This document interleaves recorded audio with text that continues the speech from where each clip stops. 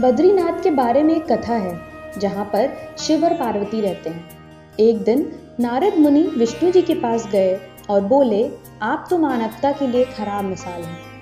आप हमेशा शेषनाग के ऊपर लेटे रहते हैं और आपकी पत्नी लक्ष्मी जी सेवा में लगी रहती हैं। आप अन्य प्राणियों के लिए अच्छी मिसाल नहीं बन पा रहे हैं।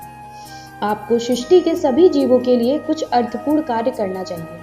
विष्णु जी इस आलोचना से बचने के लिए तप और साधना करने के लिए सही स्थान की तलाश में नीचे हिमालय तक गए।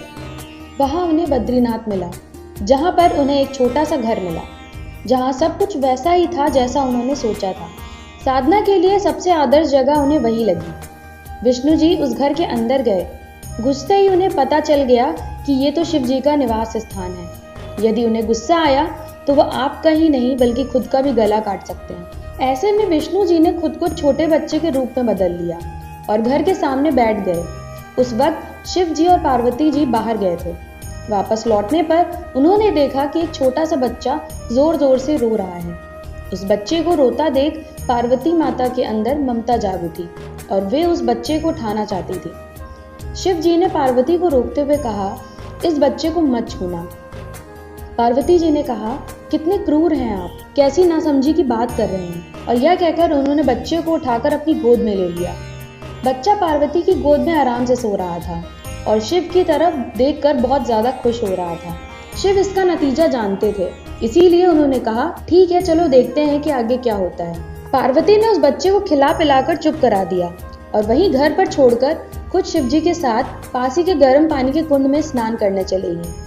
पार्वती जब वापस आई तो उन्होंने देखा कि घर के अंदर से दरवाजा बंद था। पार्वती जी हैरान थी कि आखिर दरवाजा किसने बंद किया। शिव बोले, मैंने कहा था इस बच्चे को मत उठाना, तुम बच्चे को घर के अंदर लाई। अब उसने अंदर से दरवाजा बंद कर दिया है। पार्वती ने बोला, अब हम क्या करें। शिव जी के पास दो ही विकल्प थे, एक जो भी उनके सामने है उसे जलाकर भस्म कर दें और दूसरा कि वो वहां से चले जाएं और कोई दूसरा रास्ता ढूंढ लें। उन्होंने कहा, चलो यहाँ से कहीं और चलते हैं, क्योंकि यह तुम्हारा प्यारा बच्चा है, इसीलिए मैं इसे छू भी नहीं सकता। इसी प्रकार शिव जी ने अपना ही घर गंवा बैठे और शिव पार्वती एक तरह से अवैध प्रवासी बन गए। वे रहने के लिए भटकते हुए सही जगह ढूंढने लगे और आखिरकार केदारनाथ में जाकर बस गए।